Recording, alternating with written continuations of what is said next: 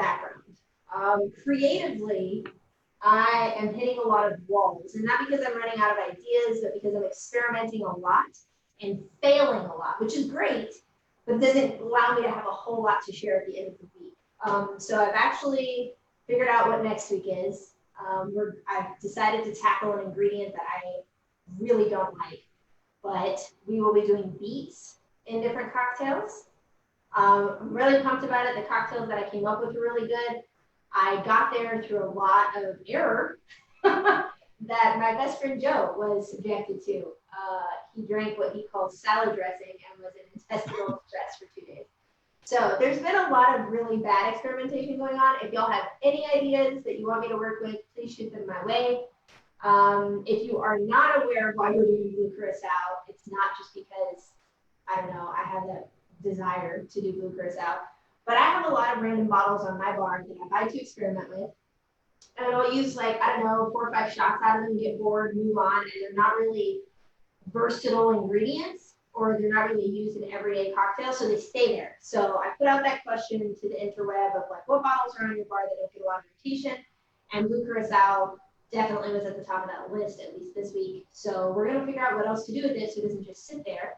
So you can either get rid of it and make space for a better bottle, or maybe you fall in love with blue curacao and the combination of MD 2020. The story behind MD 2020, there's a class that I've been working on for like a month, and I've been failing at it, so there's no class on it yet. But I have this desire to do an entire segment on something called cutty bangs. It's a thing in California where you get these random drinks at like a 7-Eleven. It's like a bag. It's a kit, essentially.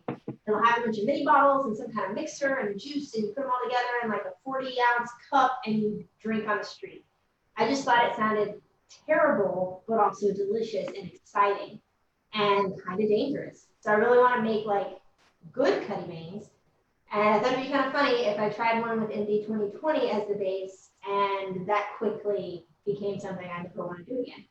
So until I figure out what else to do with MD 2020, it's in one of our cocktails today. We're going to be making 3 cocktails. I usually make 3 cocktails for the class. Here we'll start off with shots. I don't think I have done shots since the first class.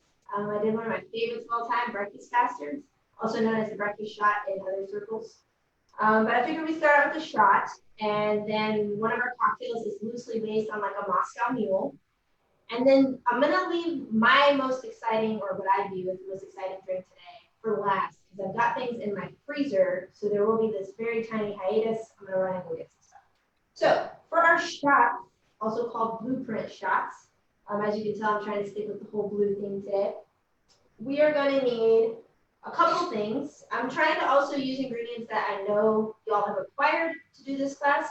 So if y'all did make the homemade grenadine when we did the vermouth and grenadine and cherries class, then that would be perfect for this. That's what I'm using. If you don't have that, use regular grenadine. It will taste a little more like a spring break shot because grenadine, like traditional grenadine by the sort of like fluorescent red, just doesn't taste as nice as a pomegranate one. If you don't have either of those, then you could use the syrup from your Luxardo cherries, but mix it with equal portions of water to like lighten it up just a little, because that tends to be really viscous. So this shot has a ton of ingredients for a shot, but it's really tasty, and it's gonna make, depending on your shot glass, about 2 or 3 shots. So we're gonna start with a 1/4 ounce of our homemade pomegranate grenadine. 1/4 ounce. And then I'm gonna do a 1/4 ounce of elderflower liqueur. And Jabari, I thought of you because you were playing with the Saint Germain, so this is maybe something else you can try. I was unable to find a small bottle of Saint Germain, so I'm trying a new brand. It's called Saint Elder. I like it. It's not as cloyingly sweet. However, I'm not sure I like it quite as much as Il Fiorente, which is the Italian one I recommended last week. Right. But it is really tasty. So 1/4 ounce of that. I know it's not a whole lot, but I also know it's like happy late birthday to you. So if you need to do more shots, now you have birthday shot options. So we have the elderflower.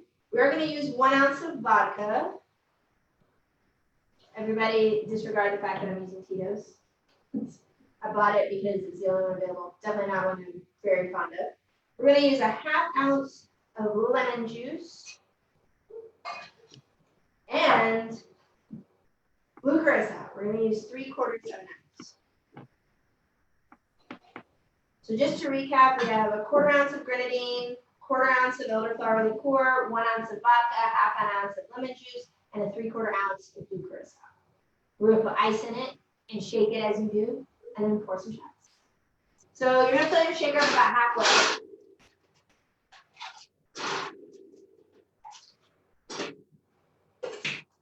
You want to take this for about 10 to 15 seconds.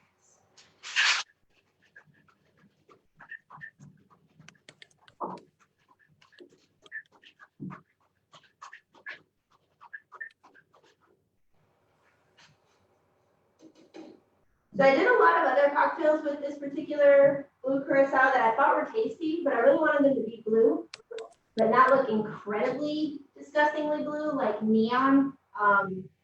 So it's important to know that blue curacao does react to almost any ingredient that you add into it. So if you're adding lemon, lime, or orange juice, it's going to turn a different shade of blue. If you're adding grenadine, it'll turn a darker purple. So it is important to know that you can use blue curacao even in recipes that require regular orange curacao, but sometimes that color is just not going to be as pretty. But if you're not serving it to anybody and you just want to get rid of your blue curacao, then you can totally do that. We're going to make these all cute and dainty. And I'm going to come over and do a shot with you guys. Do the screen. This one is y'all's. Cheers. That's how you start a class. So this is a blueprint shot. See if you guys can see. I tried to leave all my blinds open so you can see the different tones of blue. But you should be able to tell the different tones as well when I take the pictures later. So yeah, blueprint shot. Super simple, really tasty. It's kind of citrusy and bright. The orange curacao is definitely predominant. It's a really strong flavor. However, it's not overpowering. Blue curacao, if it's the main component, sometimes tends to taste like cough syrup. And I'm pretty sure it's because of the amount of food coloring in it. But this was really nice and tart and refreshing. It would also make a really nice long cocktail if you wanted to take this as base, add soda, lemonade, ginger beer, or whatever. It would also work really well. So, chugging along. We're going to do what I'm calling the blue glass special, kind of making a play off of the blue plate special. I was having a really hard time finding names that I thought fit these drinks. But it's basically kind of a Moscow Mule.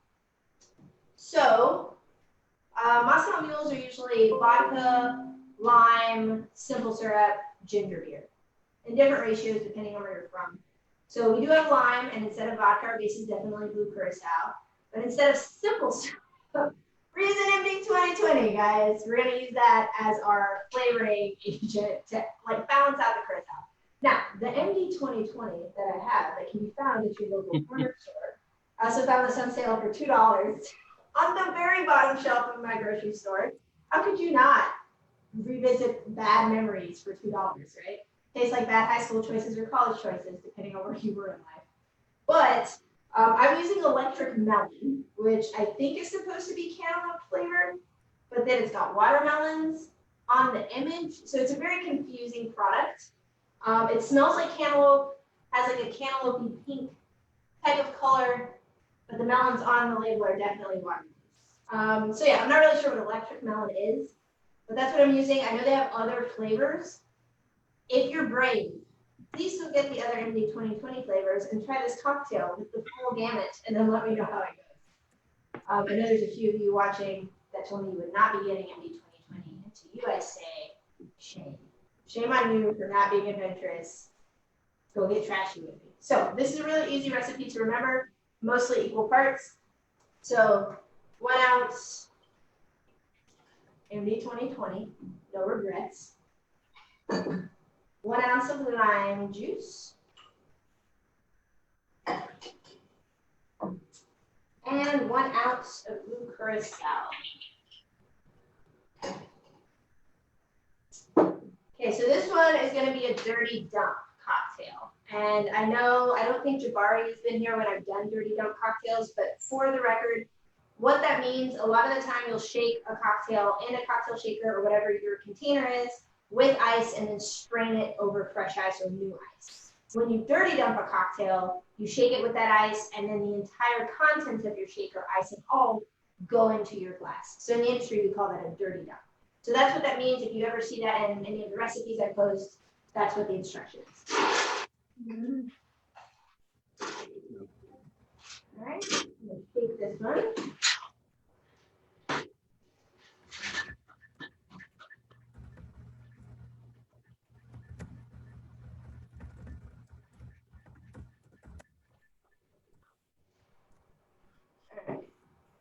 And it wouldn't be a mule if it didn't have ginger beer.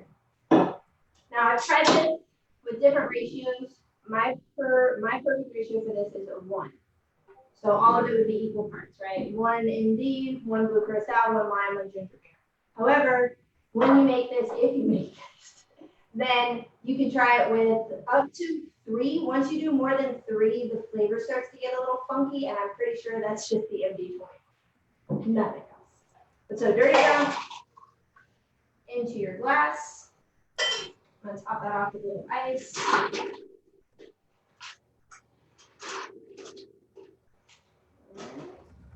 Put a little lime wedge on there. And actually, do a little extra splash of ginger beer just to bring it to the top of my glass. So it's probably like 1.25 ounces. But yeah, so this, let's see if we can do this like we did that one time where you guys can see the blue. Probably not. Looks like seawater, like an aqua maybe. Yeah. So yeah, I didn't have a mule cup that wasn't copper, so it's kind of hard to see. But that is the blue glass special.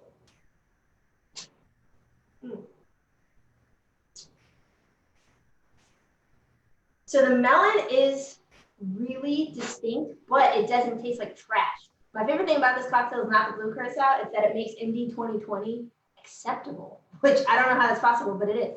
It's pretty cool. That's my favorite quality of that cocktail. But all right, quick and dirty. We're just blasting through these cocktails today. What I want to do is talk a little bit about the next cocktail. So before we actually make the head in the clouds, I'm going to discuss some of the techniques that I'll be doing, some of the ones you can do at home, and the ones you can skip if you just don't want to be the same. So maybe you've heard of a gin fizz or a Ramos gin fizz. They tend to be a cocktail that has like egg whites and cream. They're really, really nice, and like they look creamier than they are. Like you look at it, and if, depending on how long they're shaken, they can take on the texture of up to like a milkshake thing. I love Ramos gin fizzes. Most of the bartenders I know hate them, and by that I mean they hate making them for people because they're very time consuming for people that don't necessarily understand or appreciate all of the time and technique that goes into it. And there's this lore that has been disputed, but I just choose to believe this legend because I think it's a very fun story. But there's this whole lore behind the gin fizz Ramos where the bartender who created it trained his bartenders to make this.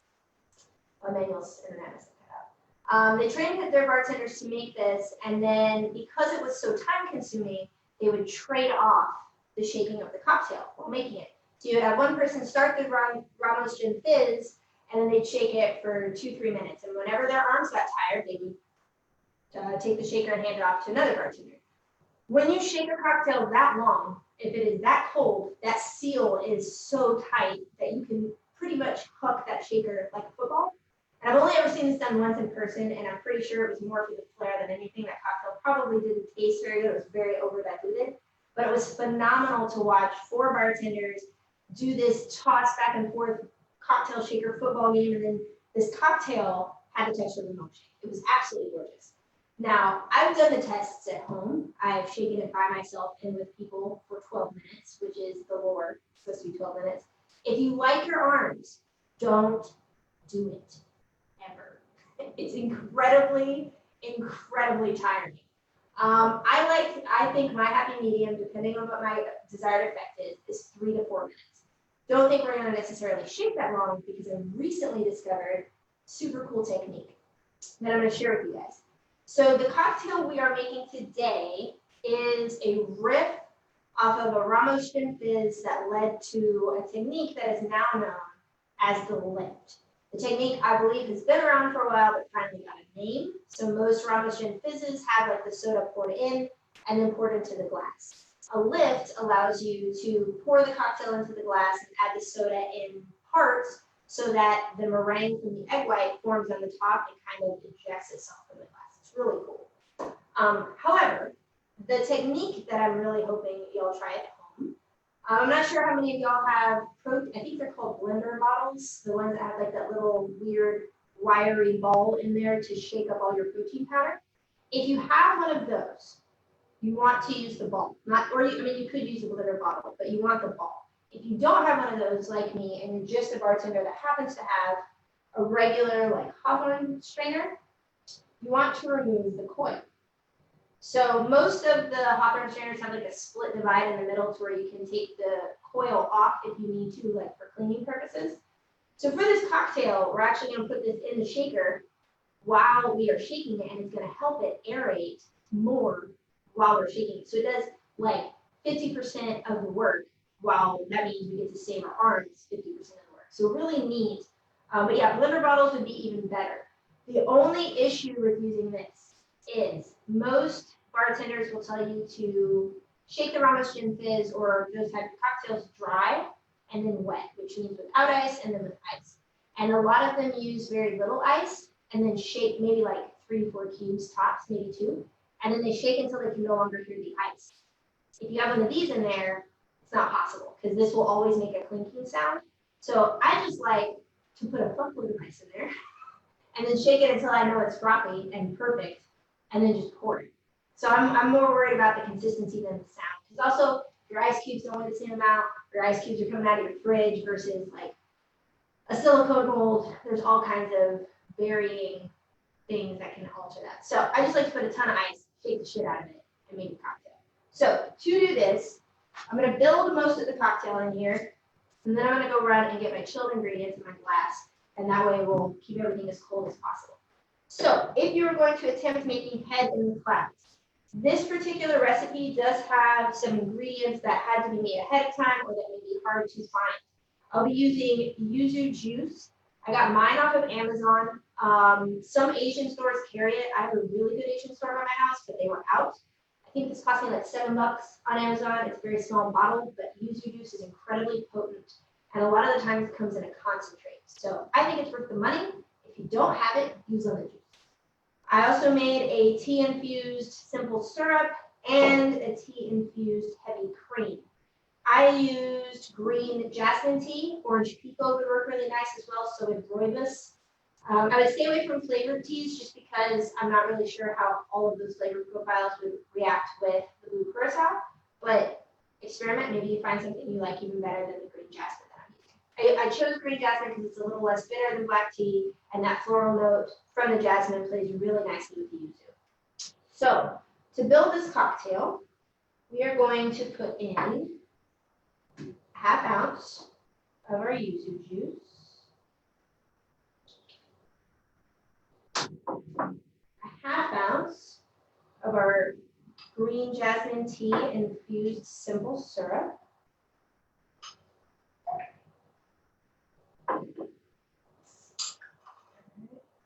a full 2 ounces of our starting blue curacao. 2 ounces, guys, don't skimp. Full 2 ounces. And then we're going to add egg white and cream, but before we do that, I'm going to run and go get my chilled glass. So think happy thoughts before we put our head in the clouds, unintended, and I'll be right back.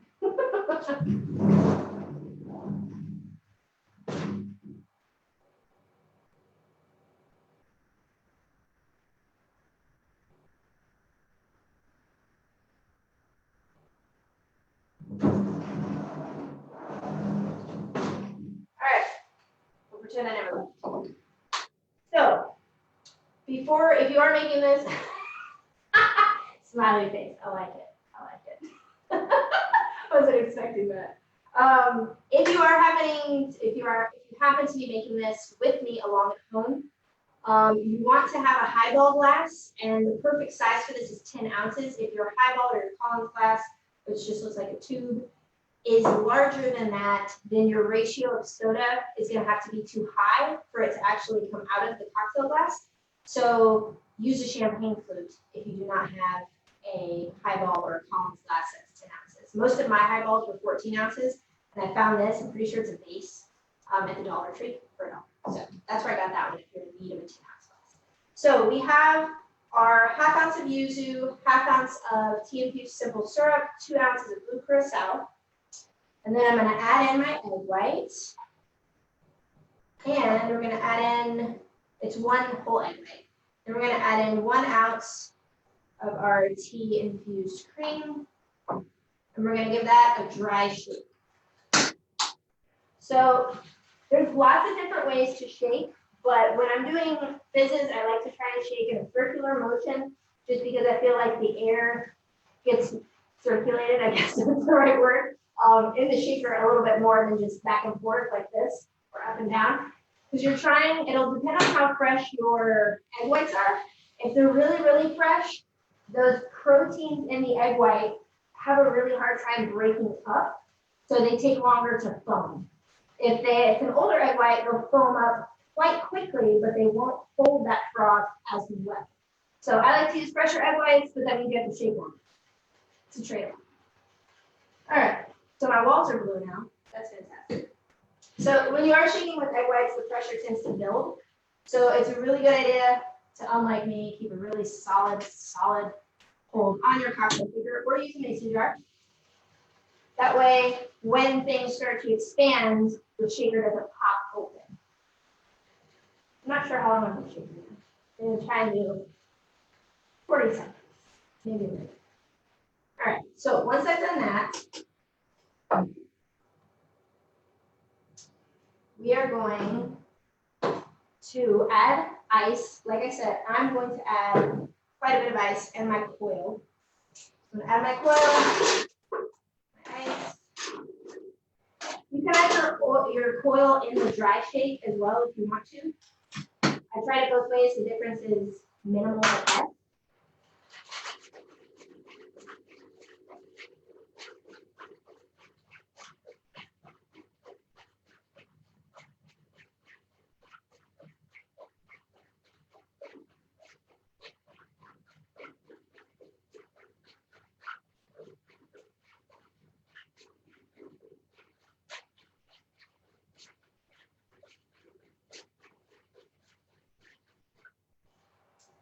All right, so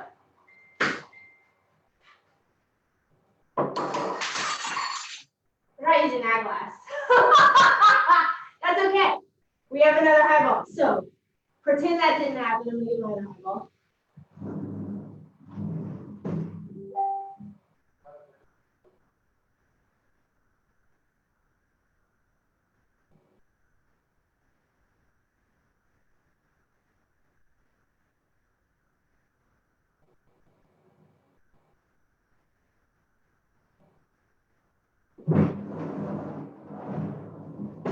Okay, back to Saturdays. Algie's commentary today is on fire. Let me just say I love it. So this is actually my favorite type of class where everything goes wrong and people get to see what you do if that happens. So champagne flute that we talked about. No longer a chilled glass because it hasn't been sitting in my freezer like my dollars worth of glasses on the floor. So very quickly, I'm going to take some ice, put it in my champagne flute, use my cocktail spoon to just stir the ice around. That's going to help my glass chill a little bit. Pretending that my cocktail is not diluting with ice in the cocktail shaker as we speak. So that feels cold. What you want to do to achieve this cocktail is you're not going to strain it traditionally because that kind of kills some of the froth. So you want to just pour it directly into your glass.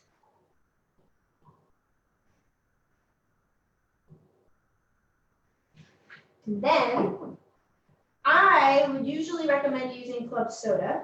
However, today I'm going to try this with a product that I really, really love and I think will do wonders for this cocktail. So this is called Ramune Japanese Soda. And they are sealed with this really neat little marble. So they come with a punch that you get to use. And in the efforts to not put another cocktail on the floor, you put this hammer or this punch right on top of the marble and sink the marble into the glass. And I'm going to use this as my soda instead of Coke soda.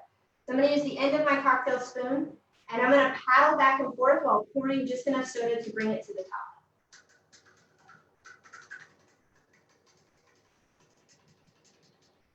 Okay? And now, here's where you get to decide how high you want your cocktail to rise. So we need to let this sit for a second. If you just let it sit here, it'll slowly separate where you see this really nice foam head on the top. If you put it in your fridge and let it sit for anywhere between a minute to 3 minutes before our final top off, then that meringue will set a little bit harder or firmer, and then it'll allow it to rise further out of your cocktail. So I've done this numerous times all week, trying different techniques, how to cheat, how not to cheat. And I'm not sure, let's see, I have y'all in the gallery view. So I don't know if y'all can see the little white froth at the top, but whenever I'm about to do it now, but when you start to pour the soda, you want to leave like 1/8 of an inch of whatever your white froth is still in the glass, because if you continue to pour past that, it will overflow. And then you'll have like droopy clouds instead of this really nice little peak. So there are some cocktails out there that do this. They let it sit, again, for like 3 minutes in the fridge is key. So everything stays nice and cold. You can get it to lift a couple inches out of your glass, which is spectacular. It's so, so freaking cool. But I don't make cocktails to wait 3 minutes to drink them, so I don't wait for that. But we have this really nice froth. And I have these really cute little straws, but you can use any straw. You don't have to use a straw, just makes it a little easier. You could use a skewer if you wanted to, but you're basically just going to make a little hole in the center, and then you're going to pour a little extra soda right in the middle until you get a nice little lift. And mine's going to explode just a little bit, probably because it sat a little too long. But I don't know if y'all can see that. I'm going to try to walk on glass for you guys. So this is totally safe. This is what actual bartenders do. But that's what it looks like. Kind of neat, huh? So I'm back over here, extract myself from my glassy floor. But yes, so what I would like to encourage y'all to do when trying fizzes or lifts, the 2 ingredients that are key are going to be your cream and your egg white. The colder all of your ingredients are to make the fizz, including your liquor, the heavy or the firmer your foam will be able to set. If you don't care about the actual lifting out of the glass, then you can just pour that soda into your shaker tin and then pour it directly into a glass. It'll still be equally creamy, really nicely textured, and you'll still get a nice little head on it. But if you want it to actually foam out of your cocktail glass, then you can do it like this. You can put it in your fridge for 1 to 3 minutes and then pour in the soda. And it's also going to depend on what mixer you use. Club soda and finer bubbles. So if you're using like a sparkling water instead, high carbonation but small bubbles is going to be best. So if you're unfamiliar with what that means, if you try Topo Chico and San Pellegrino or Perrier, all of those are sparkling mineral waters, and the sparkles or the bubbles in Topo Chico are bigger and they are aggressive on the tongue. They just feel like big bubbles. Whereas when you drink Perrier, it feels very refined and French, very thinly bubbled, but it's very effervescent. It's not like flat. So the tinier the bubble and the fizzier it feels, the higher this will rise. But that is fed in the glass, and its co-star, Broken Glass. But yeah, that is our cocktail class for today, guys. I know we just kind of blasted through it. None of these cocktails are incredibly technique heavy. There also were a lot of preparations that were needed ahead of time. So I hope these are at least accessible. I wanted to try and make things that were easy to do, for the most part, accessible, things you might have in your house. So if you don't have MD 2020, but maybe you just have wine sitting in your fridge because you're a person that doesn't drink an entire bottle after they open it like me, then use a wine. Or if you have a juice, use a juice. That works just as well because you're essentially making a mule. The shots, I would say you could definitely do it without the elderflower. I just liked the version with elderflower in it better. If you don't have elderflower, you could just up your grenadine a little bit more. It would make the shots a lot bluer, like a deeper blue. And the Head in the Clouds works beautifully with gin, works beautifully with any other liquor as well, because it's basically a Ramos gin fizz. So for those, you would use your gin, your cream, your citrus, and your egg white, with the option of simple syrup and orange blossom water. So this is just a riff on that, it's nothing crazy. But yeah, these are the recipes for today.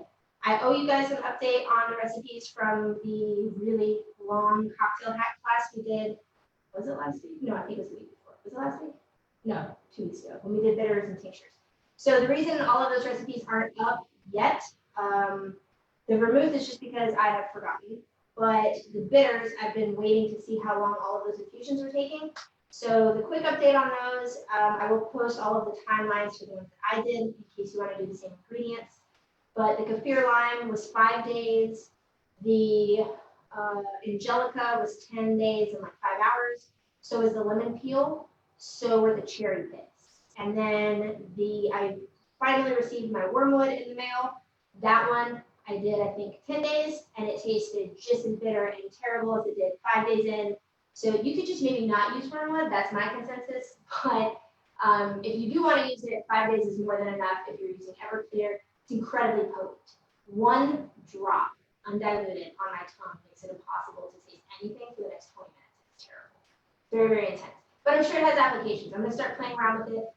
The wormwood I did get, if you choose to go down that route, it looks like mulch, like it's really fine bark and textured leaves. So it soaked up a ton of the Everclear. So the amount that I got at the end of the infusion was way less in comparison to the other ones. And then the apricot is still going. It's beautiful, but I feel like it can still develop more. So updates on that later. But those will be posted. The recipes for today will be posted later, today or tomorrow. Next week, we'll be doing beets. If you're headed to the liquor store before I post those, we'll be doing gin infused with beets. We'll be muddling some beets with tequila, and then we'll be making a beet simple syrup to use in a vodka cocktail. I personally prefer golden beets, but I couldn't find any when I was in the store. So if you can't find those, I'm using red beets for everything, and that's fine too. And if you have any ideas, float them my way. But thank you for tuning in. I'm going to go ahead and turn off the Facebook Live, and then we're going to talk smack about how I break glasses on live Facebook feeds that offer Facebook.